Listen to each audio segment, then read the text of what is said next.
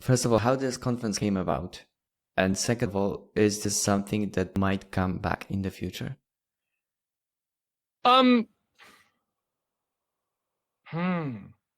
So the first answer is easy. The second answer is maybe harder. So we'll start the first answer, which is how did it come about? How it came about is we got screwed by Twitch. So that's the completely data-free answer, and now I will elaborate on what happened. I was initially when we so when Handmade Hero the show on Twitch came out, it was just a random thing. Like it was just like, I don't know, we'll just do some programming on this thing, right? Like there wasn't anything like that on Twitch at the time. There wasn't shows where you watch someone program. That's not a thing. So no one, especially me, had any idea that anyone would watch the show. I figured it would maybe be, my thinking was like, if it ever got somewhere, so if you ever could like actually see the game running, maybe then people would watch it. Obviously, I'm in my head, I'm like, obviously no one's going to watch you start typing like a create window into the thing. Like that's stupid. But actually there were 800 people day one, which is huge on Twitch at that time. Like the big streamers had only a couple thousand at that time, right? And maybe the biggest of the big had 10K or something, right? So it's like, what, 800? That's insane. So it's a total shock that people were going to watch someone program before there wasn't a character on the screen or anything, right? So that was a total shock. It was a shock to Twitch as well. They put it on the front page. They're like, this is awesome. Maybe this will be a big thing for us. It never really was. Not us personally, but I just mean coding in general. You look on there and the biggest coding streams still only have a couple thousand. And now Twitch is on to like the people who make them the money are all way over 10,000, right?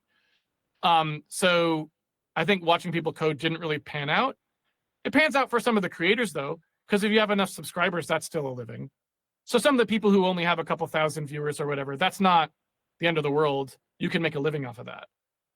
Probably. I mean, I can't speak for them, but I think you probably could when you factor in all the other things like putting up YouTube videos and maybe endorsing things or selling courses. Let's say I could go back on Twitch and promote the course. That would be good, right? So there's ways you could make a living out of it is the point.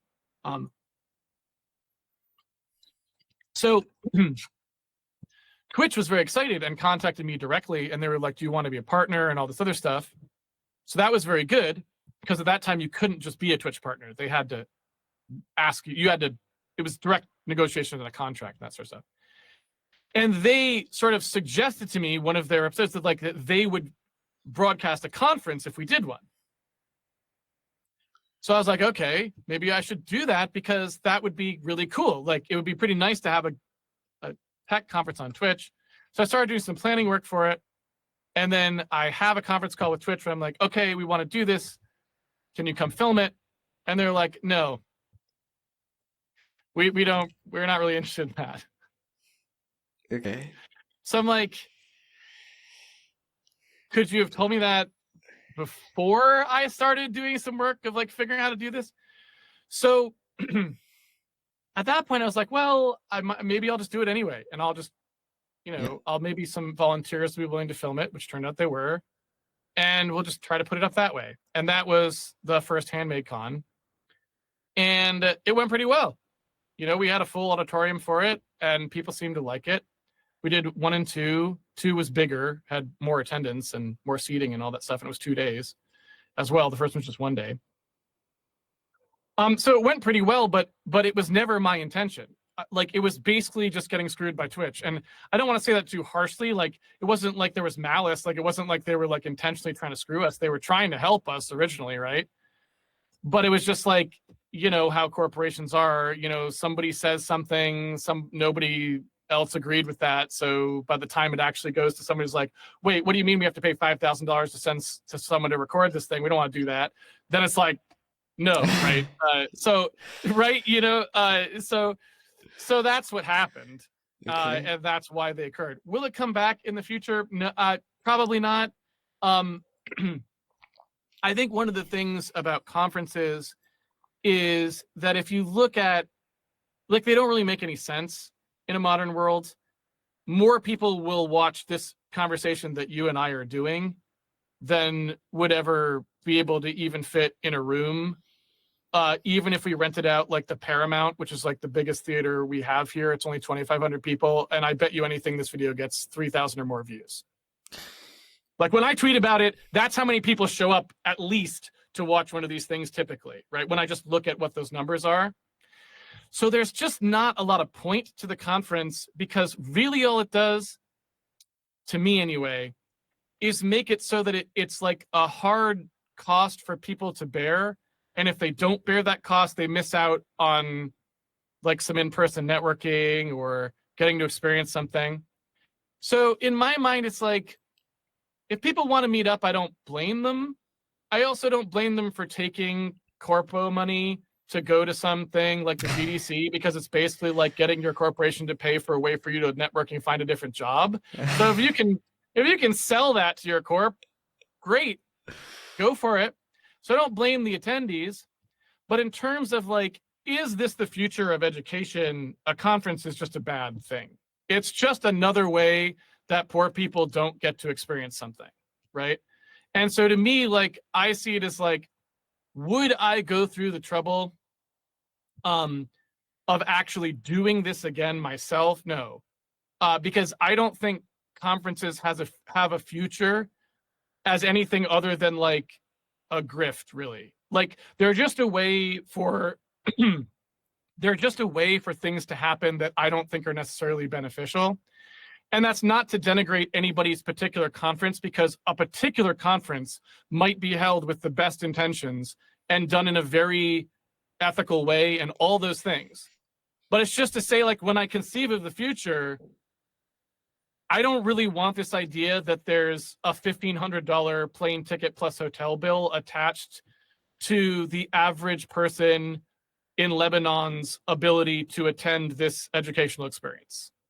I want to hear that it costs $9 a month and they get the same thing, right? And so the things that happen, I would rather focus on how do we move the things that you're getting from a conference that you're not getting from the online version. How do we replicate those in the online world? And let's go with that. Because that, to me, it's more fair. It provides more opportunity. And these aren't hypothetical things to me, because one of the things that happened with Handmade Hero that I almost never talk about, but that's something only I have witnessed, right? I originally had my email address was on the website for the first 3 weeks, 4 weeks. I got inundated with mail.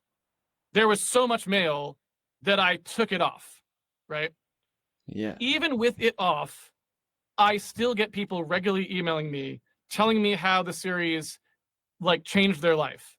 And the emails are nuts. They're like, I'm from this country where we don't have anything, and I was poor and I couldn't feed my family. Like, I'm not even making this up. It's insane the things people have written me, because I am not doing anything for the world, right? I'm just putting out this stream of programming. And they're like, I watched your series and I learned how to code and I passed this Microsoft test and I got hired, and now I emigrated to the US and I have a high-paying job. And they're like, you changed my life. Thank you so much. I try not to post stuff about that very often because I think it's a bit too braggy. But when you've read enough of those things, you start to realize that's like, no, actually, most of these things that you people do, like a Microsoft conference is just straight up screwing the third world, right? Like, having all of these things where if the more money you have, the more likely you are to access it, or the if you're already in a job, you can access it, the less fair things get. And I've always been somebody who is more, I've never been one of these people who thinks that the whole system should be about leveling the playing field or anything like that. But I've always felt that everyone should have at least fair access to the things they might need to learn stuff. And conferences just, I don't see how they work.